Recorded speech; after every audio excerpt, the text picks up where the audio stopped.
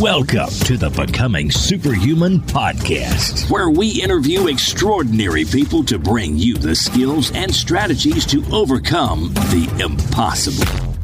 And now, here's your host, Jonathan Levy. Before we get started, I want to ask you, what would it mean for you to be able to double or even triple your memory and ability to learn? So many people tell us that this skill would be absolutely life-changing for them, but they just don't have the time. They just don't have the time. So that's why we have developed, my team and I, a 5-day memory mastery crash course where we go into all the fundamental neuroscience and the actual techniques that are used by the world's best memory athletes and world record holders. It's a course that we value at $97, but here's the thing. We are actually giving this course away completely for free. All you have to do to enroll in the course is visit jle.vi/5. That's jle.vi/5.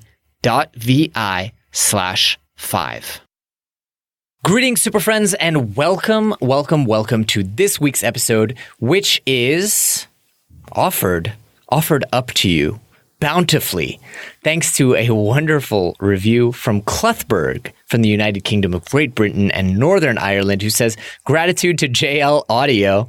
5 stars, awesome podcast, so in time with the issues I face personally and some of the most pioneering and important self-help development issues of the current times. Always interesting guests and great conversations. Listening, hosted by Jonathan Levy, 5 stars. Thank you so much, Cluthbert. I really appreciate this because we had a bit of a dry spell on the reviews. Morale was getting a little bit low here around the virtual office, and you just lifted it up. So for those of you who have not left us a review, please do, because honestly, we're doing it for the reviews. I don't know about you guys. On to today's show. You guys, this was an amazing episode. You see, a few months ago, I was introduced to the idea of the FIRE movement by one of my former professors at Insead, and I thought this was just such an amazing movement and idea.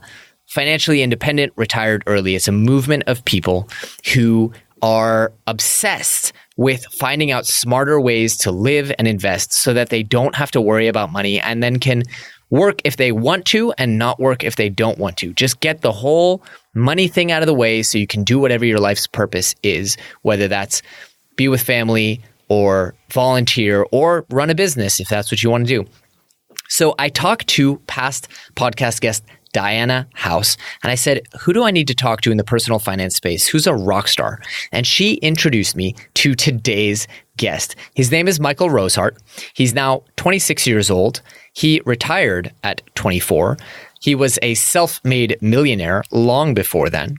He has a young family, and he unlocked his financial independence through real estate investing and extreme frugality.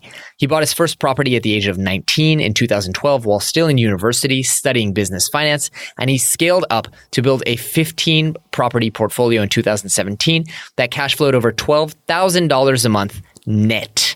Now, here's the thing. Mike did not come into the world with a silver spoon in his mouth. In fact, he was raised by a single parent. He was at the poverty line in his home country of Canada, and he had to work and grind to make this happen.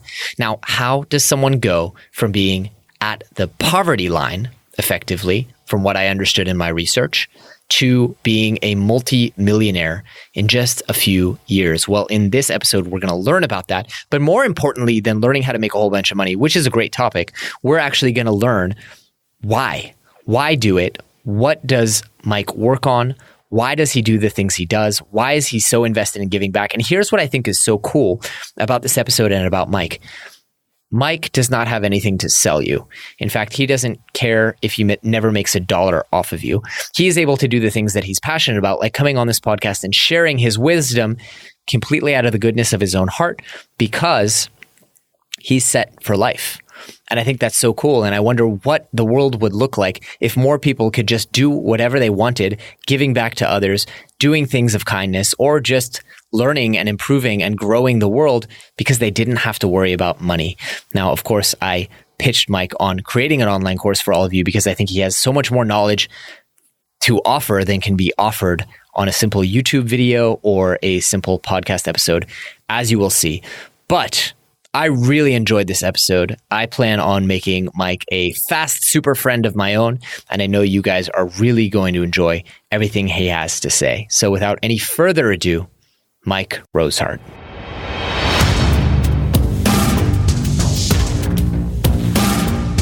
Mr. Michael Rosehart, welcome to the show. How are you?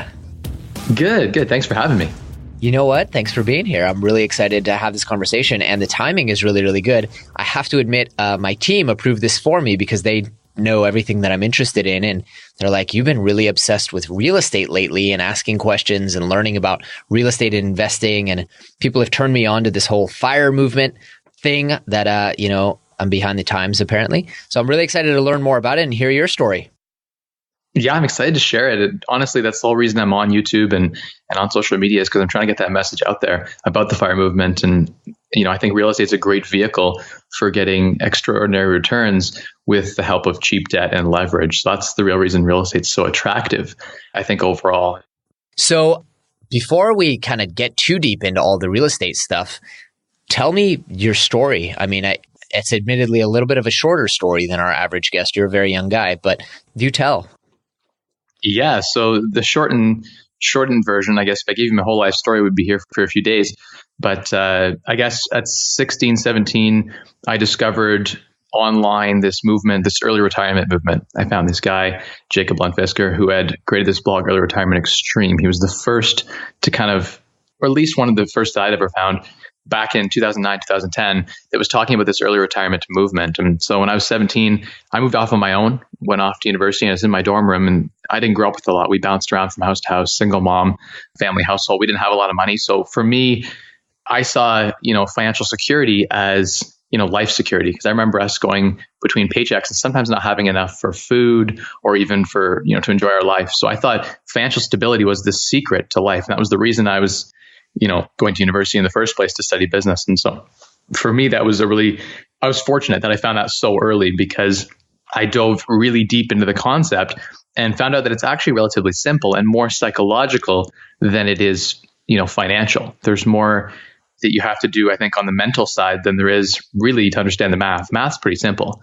If you can obtain 25 years or 25 times your annual spend and put that away, you can then, if you re-engineer that, withdraw 4% from that portfolio, leaving in inflation and never have to work another day in your life. So you can architect such that you draw passive income and begin to do the things you want to do with your life because you don't need to work for money anymore. So you separate the need to work for money for the rest of your life.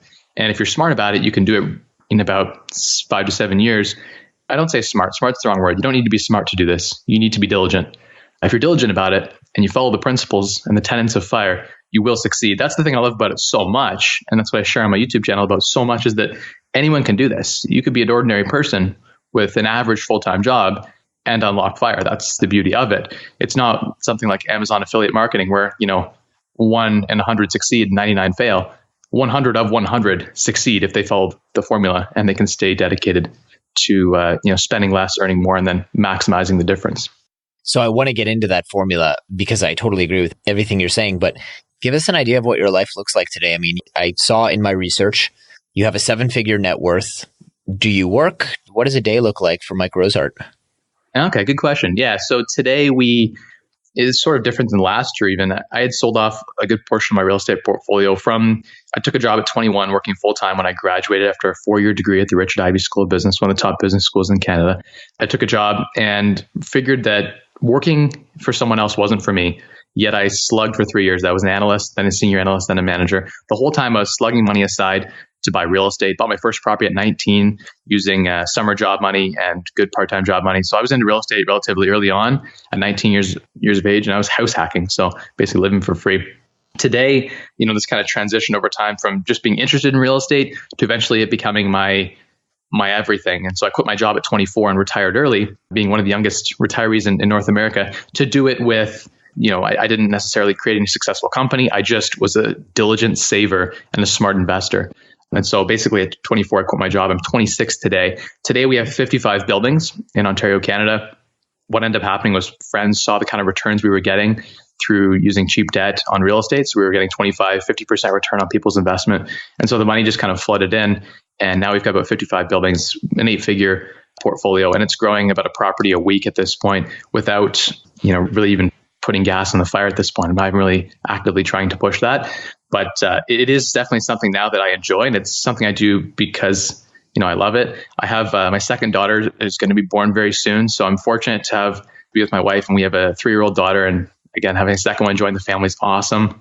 I have a mentee program. So my house is full of people all the time. We've got this, I call it this firehouse or this mentee house, and it's a 9-bedroom, 5-bath. And we get to enjoy, in the lower apartment, it's sort of a duplex living. I live upstairs with my family, and then there's a back commercial component, sort of an office boardroom, and then a basement apartment. So I get to enjoy a lot of energy around me, and that helps keep me pumped up, even in retirement when it's not necessarily about the money anymore. It's about what we can achieve and what we can do. And I just really enjoy having fun in real estate, and I have a good knack for that. And I do that in social media, so YouTube and stuff. Really cool. So you have a team of people helping you with these deals in this portfolio.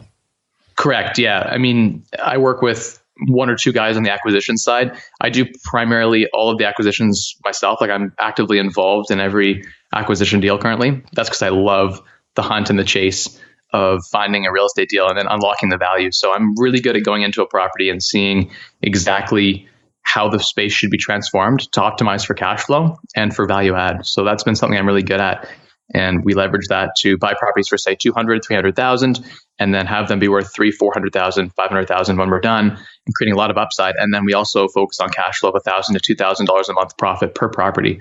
And we use this method called the BRRRR. So you buy it, you renovate it, you re-rent it out for hire, you get better rents, and then you go back to the bank and you refinance, and you pull out the person's initial down payment. So there's no capital of anyone's in the project except for the bank. So you end up with 110% of the purchase price in the properties. They almost pay you to own the deal at the end of the day. And that's the beauty of real estate, if you can add value to the project. So that's the magic silver bullet around real estate. I see real estate, honestly, as just, as part of this whole FIRE movement, I see real estate as the fastest vehicle to unlock the highest returns at the lowest risk.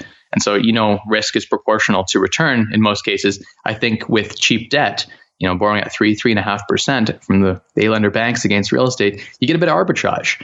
And you can also exploit retail arbitrage, which is the idea that you can go and use imperfect information to exploit the market. So, for instance, some real estate agent takes bad photography of a property or doesn't describe the property accurately and or its potential. And we get to take advantage of that opportunity by going in and buying, say, a single family property as a single family property and then converting it to, say, a duplex, where it's now 2 units and the rents are almost double what they were before. And so that basically translates to a higher valuation using net operating income. Wow. Really, really cool. So how do people get started here? I mean, I agree with you in everything that you're saying. I think now this has changed, but for a long time, well into my business becoming a 7-figure business, I could legitimately look people in the face and say I've made more money accidentally in real estate than I have on podcasts, online courses, books, or even selling my last business. Again, accidentally. So now I'm trying to actually do it intentionally. But how can people get started in real estate? I mean, I think a lot of people think you need tons of money to get into real estate. That's not necessarily the case. I bought my first property at 19, right? So I convinced a bank to give me a mortgage, 80% loan to value, which is something that, it's tough, I think, for most people to grasp that a bank would lend you on, say, $30,000 a year salary. And it's totally doable. You just have to learn how to architect a good case to the lender. So I call it a business case or business proposal. So I'm good at putting those together to the lenders. And so that was one thing that really helped. I think if you get started in real estate, there are probably at least a couple main paths. One, you could do like a 5% down where you pay a good chunk of insurance to be able to put less down on the property. It's called private mortgage insurance. And the bank will lend you basically 95% of the loan. So if you bought a $200,000 purchase price, you could start with $10,000 and invest in a property theoretically. The other way is putting 20% down, which is the way I usually do it these days. And that's using no private mortgage insurance, and it saves you quite a bit on the fees side, especially in Canada. They're very expensive to get the private mortgage insurance. So that's another way. There are lots of creative ways though. This is things I didn't even know when I started investing in real estate. It was really important, I think, that you can do vendor takebacks. So vendor takeback is the idea where you go to a private seller who owns their house outright or darn near, and you say, look, I'll put 5% down or 10% down with you, And this person theoretically who's doing the vendor take back would then be able to go and say, okay, what am I going to do with this money when I sell this property? Well, I'm not sure. I don't really trust the stock market, but I like this idea you're proposing, this vendor take back, where basically I'm the mortgage holder. So the seller becomes the mortgage holder, and you basically make mortgage payments to the seller. And you don't need any financing. So this helps if you don't have a good job to obtain financing. And if you have bad credit or something to that effect, you convince the seller to hold the mortgage for you for a 5 or 10 year period, sometimes at a really low interest rate. I've seen people do vendor takebacks at 3% interest. And if you default, then the seller is going to just take the property back from you, right? Because they're secured as a lender on the title of the property. So that's a good way to get into properties too, the vendor takeback scenario, because again, you get in there without having to go to the banks, without having to sometimes even save any down payment at all. I've seen people do vendor takebacks with $1,000 down, and the rest is just the seller is going to hold a mortgage, and they're like, wow, I get this passive income. I sell my property. I don't have the headaches of the tenant bothering me anymore. You're going to manage this whole property. It's your property. And if you fail at this, I take the property back, and you're going to renovate this property. So it's going to be worth theoretically more than what even I sold it to you. So I stand not to lose a whole bunch. And so it's a good win-win scenario for the vendor take back. There's lots of other creative ideas you can come up with to finance your deals. But I think the biggest thing in getting into real estate, honestly, is just getting out there and looking at a lot of properties and getting a feel for your market. Too many people, I think, look at 1 or 2 properties with an agent, a real estate agent, and get pressured into buying something that isn't the right fit for them from a cash flow perspective or from a retail arbitrage perspective. I think there's opportunities to exploit both those things, and that's when you can really snowball your wealth. I did a video, how anyone can buy 10 properties in 3 years. I bought 17 personal properties before I did any partnering with people, and I convinced banks to lend me one after another. I borrowed well into the 7 figures from A-lender banks, and that was because I was buying properties slightly under market value and adding value, and then going back to a different bank or the same bank, getting it reappraised and pulling that capital out. So the BRRRR is really interesting. It's this idea that you can basically recycle your capital in perpetuity if you buy the right properties and learn how to add value in a systematic way. And so that was basically how I saved maybe $250,000 from my day job and just invested that astutely. But the rest of my net worth, which, I'm a multimillionaire today, I'm 26 today, but, I retired at 24, so a little over 2 years ago, and I haven't looked back at all, having left, my day job and the security of that. It's because of these tenets of fire that I know without a shadow of a doubt that I will never need to work again, because my passive income on my portfolio is double or triple what I need to live. And so that's where I take, comfort in that. Totally. And that's an incredible story. And that's why I'm so passionate about this. I mean, one question that I have, and I've invested in real estate, as I said, and know a fair bit about real estate, but there's so much information out there and not all of it is good information. How did you learn so much about this at such a young age and in, such a short timeline? Yeah, it's a great question. I think part of it was I had a lot of passion for this topic, right? So I was spending a lot more time than most people. I didn't honestly have a good mentor. I wish I could say that it was just like at 17, I found this great mentor. By 19, I had my first property. It just wasn't the case. Websites like biggerpockets.com are fantastic resources. I got really, really deep into their podcast and then their website. They share a ton about real estate investing. I don't know exactly when they were founded, but I think I found them when I had 4 or 5 properties already. And I realized a lot of the things I've been doing wrong through I was just trying. It was just trial and error. I happened to have a finance degree from Ivy, so that there was a little bit of study there about finances and accounting. And so that gave me a little bit of an edge, I think. But at the end of the day, for me, the biggest thing that resonated was I was reading an article in like 2011 or 2012. I bought my first house in 2012. So in 2012, I was reading this article. I remember hearing, I don't know if it was in like CBC or one of these big sites. And it was saying that the average landlord makes $28 an hour. And the point was that the landlords don't make that much money. But I'm reading that as a 19-year-old kid thinking, I can make $28 or $30 an hour as a landlord. That's a great part-time job. And so I was looking at it not from the passive income perspective, but hey, I've got a whole bunch of time on my hands. I can work 100 hours in a week. I have that capability within me. I'm right now working 30 or 40 hours at school and then 10 or 15 in a part-time job. I've got so much capacity here. If I could just put that time towards real estate, then I could make this money that would help me reach fire faster, because I really couldn't find anything that I enjoyed. I did a bit of accounting and consulting work, and I just didn't really enjoy working for other people and having to do the 8 to 6 grind. It just wasn't for me. So I was like, what's the fastest way I can accelerate this? And how do I become, the first person to do this? If someone could do this at 32, why couldn't I do it at 24? And it was just, I worked the math and was like, wow, I need to work like 2 full-time jobs to do it that quickly. And thankfully things snowball really quick. So once you've planted this, 10 seeds, it begins to accelerate with the power of compound interest. So the earlier you start, the better you are. If you start saving at 20 years old, $1 by 65 is worth $64. So if you save $1,000 when you're 20 years old and do nothing, it's $64,000. And so that concept for me was huge.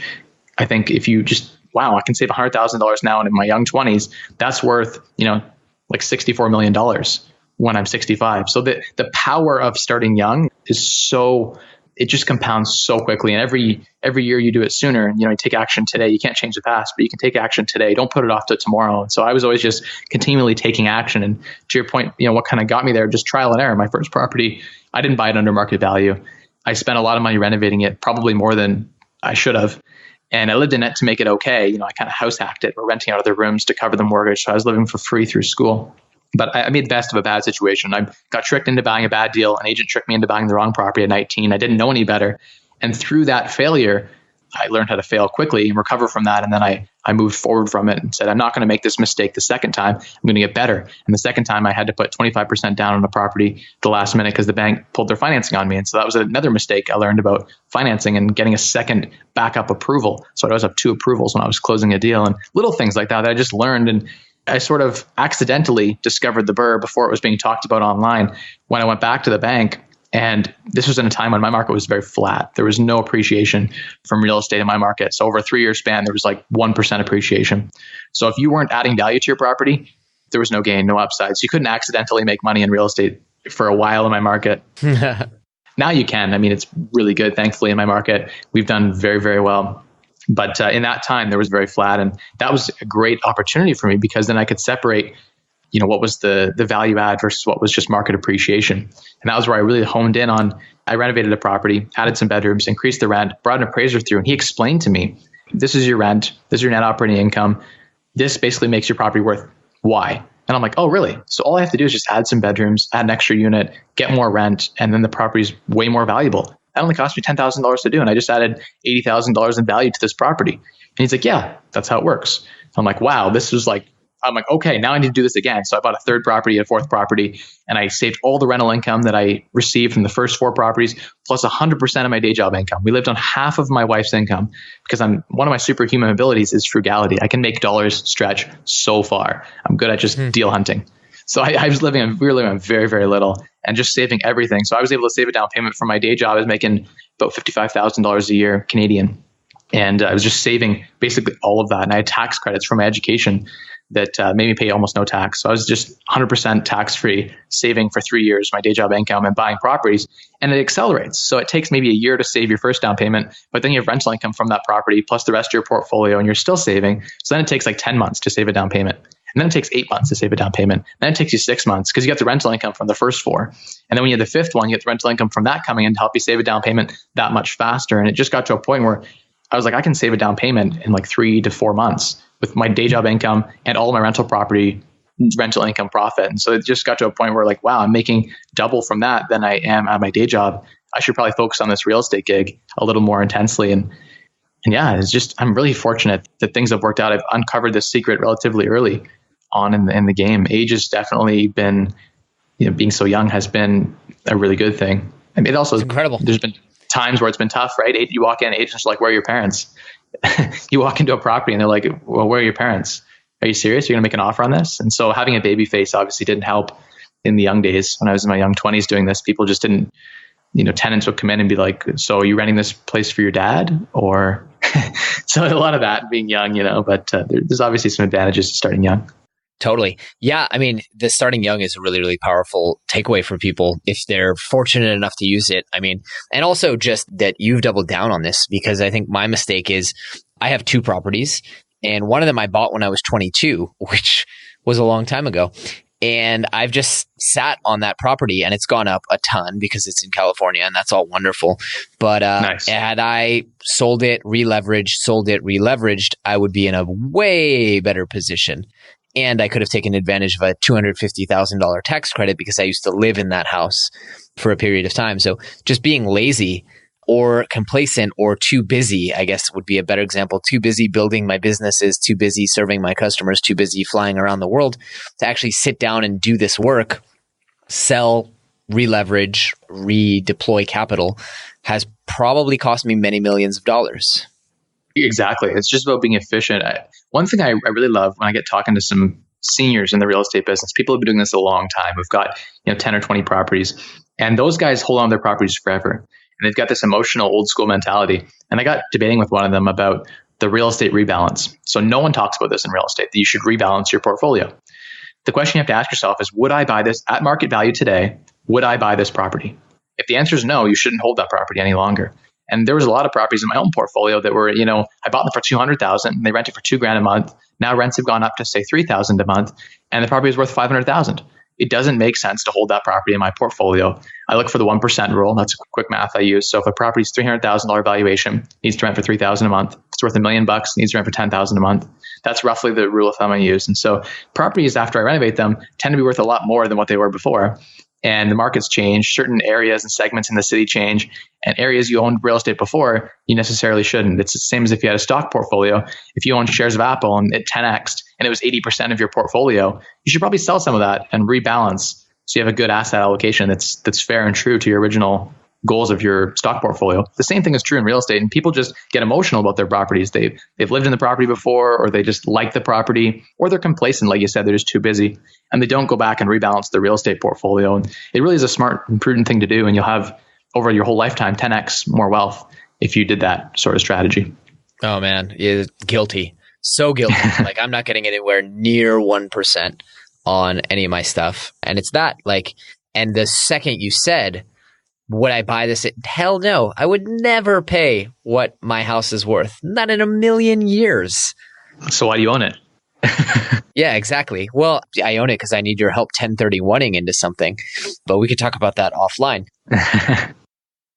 All right. At this point, I want to pause and take a moment to thank our sponsor, Four Sigmatic, who is making it easy for everyday people to unlock the incredible health benefits of mushrooms.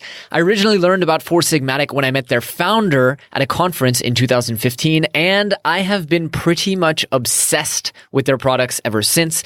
Personally, I use their reishi mushroom tea most nights for an all-natural sleep aid. I carry their chaga immunity blend anytime I travel. And I've also pretty much switched out my usual coffee or yerba mate for their unbelievably awesome mushroom coffee, either in ground or in instant form. Now, what I love about the mushroom coffee is that it combines chaga for immune support with lion's mane for intense focus. And because of that, I actually find it to be more effective than most nootropics or stimulants, including Ritalin, despite having only 40 milligrams of caffeine. It's honestly insane. If you haven't tried out their products, I strongly, strongly recommend you do so. And to encourage you to give them a try, we've actually teamed up with Four Sigmatic to bring you an incredible 15% discount. To take advantage of that, just visit foursigmatic.com/superhuman today. All right, back to the show.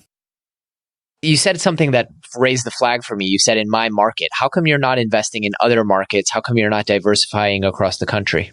It's a great question. And honestly, I should be.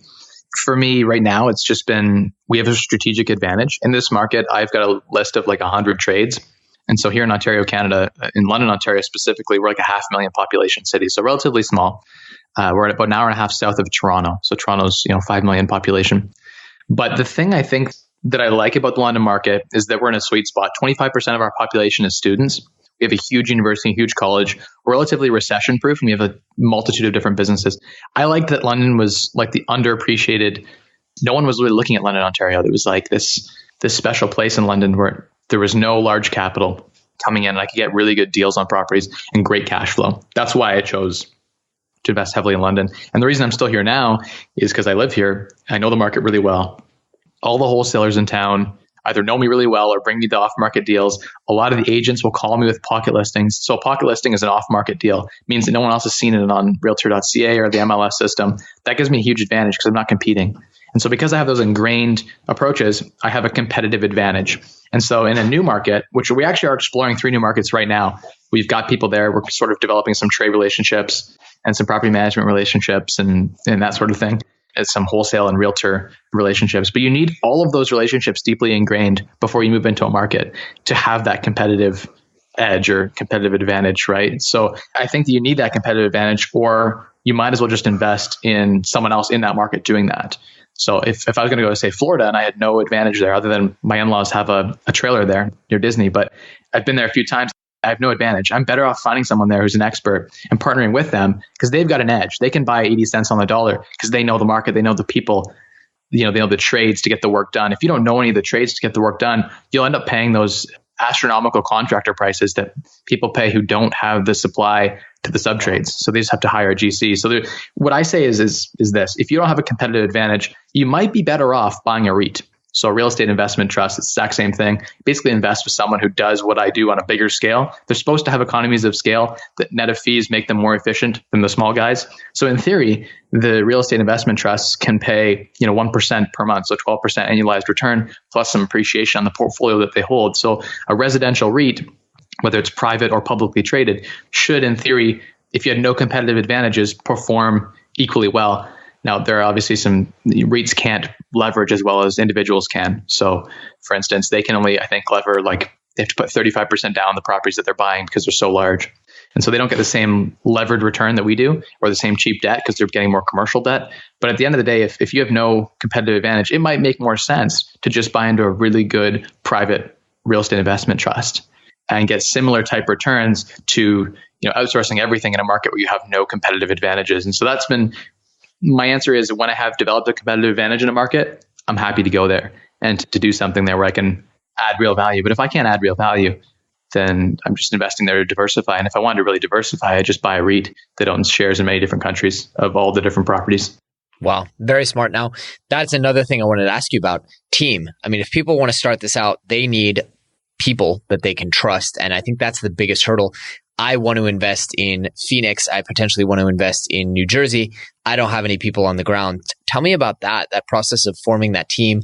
Who needs to be in that team? Should I form that team or should I invest in a REIT? I mean, what would you recommend for people who are either starting out or maybe have one or two properties and are trying to just get serious about this? It's a great question. I think that it depends on your goals at the end of the day. Each person's going to have slightly different goals and slightly different motivations.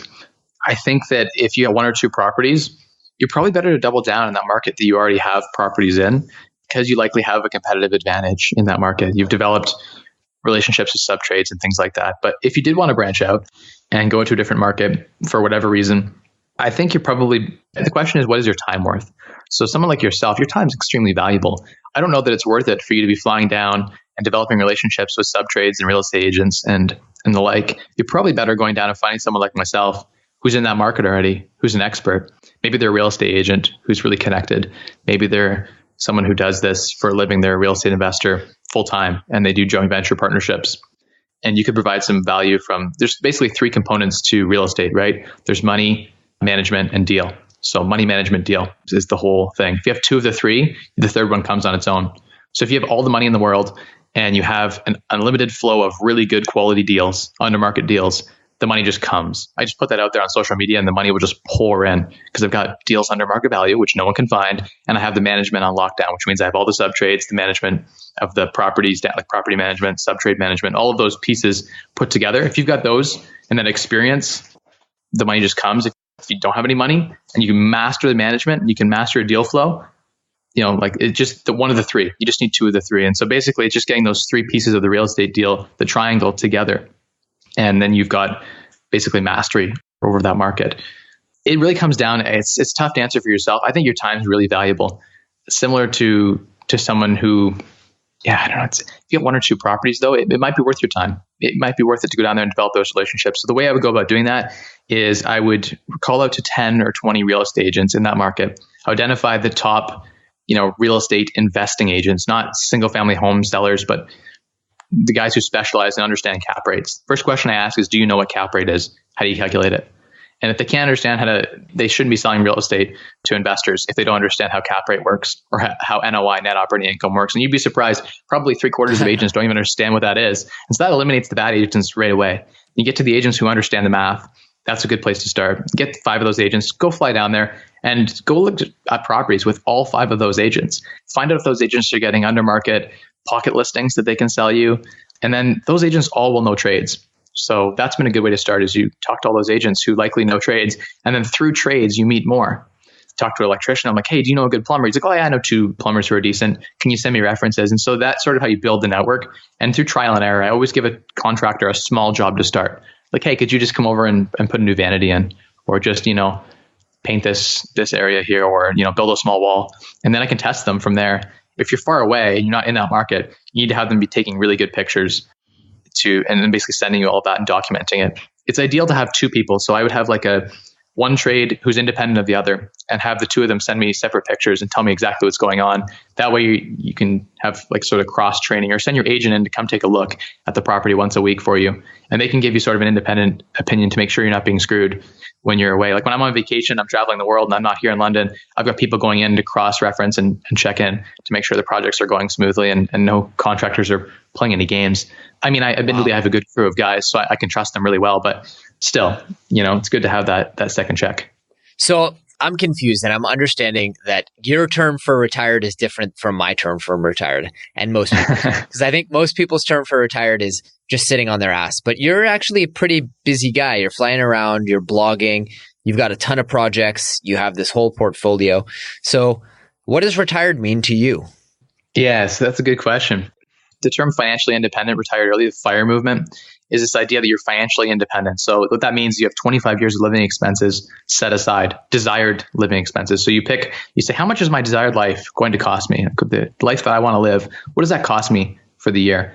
And then if you can multiply that annual spend by 25, then you can withdraw, again, 4% from that portfolio, right? And you'd be financially independent. So by all metrics, I'm 2% safe withdrawal rate. So I can withdraw 2% from my portfolio and it covers all my living expenses for my desired lifestyle.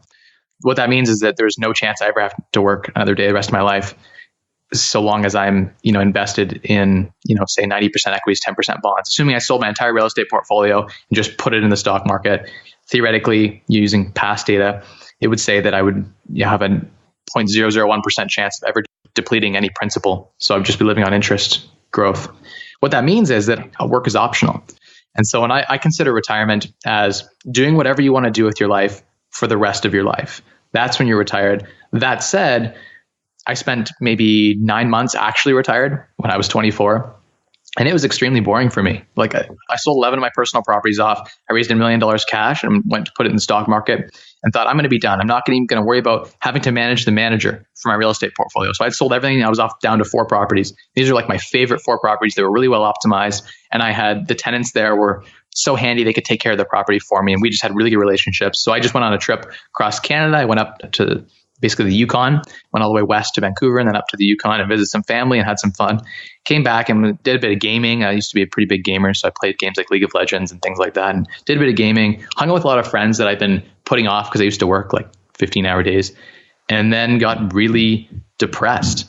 I was like, what am I supposed to do with my life? I'm 24 years old. I'm well into the 7-figure net worth. My wife and I, she was like spent time with our daughter, and I would do that too, but I just needed more. For me, like the intersection of mastery, autonomy, and purpose is the key, right? You want to have full autonomy over what it is you're doing. You want to control how you do what you do. You want to be good at whatever it is that you're doing. And I think it needs to be fulfilling for you. So you need to find value in that. And that's when I started my blog, 25 and Free, which I rarely blog on anymore, but it turned into the YouTube channel about 7-8 months ago. And I've got a ton of, I love doing that. And I'm having so much fun giving value out there and just sharing with the world. So for me, that's what my retirement looks like. Is I don't have any courses to sell. My YouTube channel is completely free. People just watch it and listen to it. I go live for the Wise Wealth Show, 7 p.m. on Wednesdays. And I have a lot of fun with those 200 people or so that tune in every week and a couple hundred that watch the playbacks. I don't know. For me, that's a good retirement, is one where I'm actively engaged in what I want to do. So I'm getting value from whatever it is that I'm spending my time doing. But at the same time, it's not like I have to work. Like this morning, I got a bit of a tickle in my throat. You maybe can hear it a bit. My nose is a bit stuffed up. And I actually woke up this morning and was like, I'm going to go back to bed. So it's 1:40 p.m. my time where I am here, Eastern Standard Time. I'm on like New York, Toronto time. And that's the beauty. I get up this morning and I don't have to go do anything. I can cancel my day and clear it up. Or the sun comes out on a Friday and I'm like, my wife's like, let's go for a hike or for a walk. And I'm like, okay, I'll just cancel what I've got. Or, I'll get someone to fill in for that and away I go. If I was an entrepreneur that didn't have that flexibility of having I have like 50 years of living expenses set aside, then I would feel like I was trapped and forced by the finances to continue to grind. So that's something that's really nice, I think, about being, I use air quotes now, retired. You can't see the air quotes, but that's definitely what I'm doing because I'm very loosely retired. And a lot of people would define me as just an entrepreneur that is doing what he loves. I think things are going to change. What is good now might not be good later. You may find that the industry changes, maybe real estate changes entirely, and I derive no pleasure from it. And thankfully, if that happens, it's okay. I don't need that. I don't need to pivot into a new industry for work. I don't need to go find a job in a recession. I'm okay. I've got those levels of resiliency built in. And so that's what financial independence is all about. And I think like less than 1% of the world has that, way less than 1% of the world has that capability. So I'm extremely blessed and thankful that I've been able to find this information early on and get on the FIRE movement bandwagon. Now I just kind of want to share that with the world because I think everyone should have that flexibility and that freedom of choice. That's what retirement means to me. I don't know any retirees who are satisfied sitting on a beach 365 days a year. You need to find something to engage yourself. Sometimes that's volunteer work. Sometimes that's volunteer work mixed with a part-time job. Sometimes there's just getting on, social media or spending time with friends or traveling. Everyone has a different goal. I like to mix all those things together. And so my retirement is an active one, but that's because I'm 26 years old and I've got a lot of energy and I've got a young family. So I'm going to keep doing things that I love. And that's going to seem like work to some people, but it doesn't seem like work all of the time for me because it's a choice and I don't have to do it. I'm glad I asked that question. Now, you mentioned at the very beginning, this is the memory expert in me, that the psychological hurdles are the biggest one. And I definitely resonate with that because I'm hearing you and I so admire your mindset. Like I have, by all measures, more money than I would ever need. And I'm very blessed in that regard. And yet I'm still very much in that, like, we need to build bigger things to help more people, to make more money, to help more people, to make more money, like in this rat race of just building more and more and more, when really, if I stopped, took a couple of weeks off, figured out how to move my chips around, I would never have to think about money again. And I probably don't. Talk to me about the mindset hurdles and how you overcame that, how your followers overcome that. Yeah, it's a tough one. The mindset is the toughest part. I said that before and I'll say it again. So the FIRE movement, the whole, finding your stride of FIRE is, I would say, 20% math. So just understanding, how you learn to spend less and crank your income up with side hustles. And then how do you basically maximize those returns by investing them astutely? That math is pretty simple. Let's talk about the psychological, because you're going counterculture. So all of my coworkers at work thought I was crazy and thought it was impossible when I would talk about this retiring early in my 20s. They said, that's not possible. I've been working 25 years. I had bosses who were VPs who made $180,000, $200,000 a year who said they could never retire. Not in a million years. And that's because they were consumerists and living paycheck to paycheck. So you're going counterculture in that 95% of people save less than 5% of their income. 95% of people save less than 5% of their income. So you're going against the culture. You're going against the societal norm. That's hard. We as humans like to blend in. We like to feel, part of society. And when you're going against the grain, when you're, for instance, when I introduce myself at a social networking event and I say I'm retired, and if I'm at an event that's more corporately natured, all the people in the room immediately, they think to themselves, like, where do I put this guy? He's giving me no value. He's just this retired guy. So people are often one of like 2 or 3 different types of personas. One, at a networking event, they're there to extract value. And so they don't know how to extract value from a retired guy. So instantly they discount that. The other thing that can happen is they kind of look at you and they're like, I'm jealous. I wish I was on this bandwagon. So then there's this jealousy or this anger automatically, instantly. As soon as they meet you, like, what? This kid's retired. Like, I don't like him. And then the third is just like ignorance. They just don't understand. And so you get a lot of societal pressure. Your coworkers are going to say, that's a dumb idea. You shouldn't do that. Come out to lunch with us right now. Let's go spend $50. Let's go to the club tonight. Let's, go on this big trip. Let's spend. You don't need to retire early. So there's a lot of that pressure you have to fight. I think that's the toughest part. There's some other hurdles too with family and friends. You're going to have people reach out to you, and especially once you start making something of yourself, and they're going to want to drag you down. to their level, you're going to have family that's going to denounce you. I had a screaming match with a family member of ours, and one, they thought it was impossible, and two, they thought it was selfish that we were focusing on this financial independence. So you get a lot of different emotional responses to it because you're going counterculture. It's very difficult. I now introduce myself as an entrepreneur. I say I'm an entrepreneur, I'm a real estate investor. People resonate with that really well. When I say I'm retired, or Canada's youngest retiree, or North America's youngest early retiree, self-made through frugality, people just are like, what? They can't understand it, or it just makes them jealous or angry, or they just don't see any, either that or they think like, what a waste of your potential. And so it's just weird. You get all these mixed reactions that you have to deal with. And I think FIRE is an amazing thing. I want it for the world, because if they understood what FIRE really was, just the choice. It's just the freedom to have choice in your life and do what you want to do with your life and add value, how you want to be adding value. I think everyone should have that option. But it is, again, a very psychologically demanding ask of yourself every day to go counterculture, to do what everyone else isn't doing. And it's not easy, but I think it is definitely worth it. Wow. Really inspiring. I mean, incredible stuff, Mike. And I so agree with you. Do you think you'll ever hang up your retiree hat and actually go back to working your ass off to build something big, whether that's contributing to the FIRE movement or, building a nonprofit? Do you think you'll ever go back and do it? Yeah, well, I'm sort of doing it now with our company, Right Way Management. I've got a few mentees who've joined the cause full time, and I've been mentoring them. And in return for them helping me build something cool, I'm working with them to help them get some properties and get them financially independent. So my side projects that I have like 6 individuals that I work with every day, helping them become financially independent. And then I've got, one of my last videos, like 50, 60,000 people who are interested in becoming financially independent. So those folks who I work with there's the people in the first inner circle, and those guys I'm actively trying to get them financially independent, because it's hard on a Monday at 2 p.m. when none of your friends can hang out. They're all working. And so you just want to make your circle around you financially independent as well, so you guys can go play a game of Risk or something at 2 p.m. That's a sort of side mission I have. I love making people financially independent. I love it. It's my thing, helping people optimize their finances. So in some ways I'm like a financial planner, and I am actively sort of working in air quotes, but it's doing things that I love. And I think I'm going to continue to work on the social media, specifically my YouTube channel. I love giving back there. I'm just going to keep making videos twice a week, going live with people and sharing. That I think is going to get bigger and bigger as people catch on to the FIRE movement and they want to learn more about real estate investing and how to basically master their personal finances. I think that's going to continue to grow. And I don't know whether I take it. You said, you mentioned a little bit about really giving back to the FIRE community. I think that's my way of giving back. I spend about 15, 20 hours a week just on editing videos and putting that out there on YouTube. And I spend a lot of time in the comments. I respond to comments within an hour. And so I've done like 20,000 comments now, I think, on YouTube in total across all my videos. So I spend a lot of time interacting with people, and that's my way of giving back, right? It's my way of sharing this FIRE movement. I think that I'm one of the people who's kind of helped get that out there.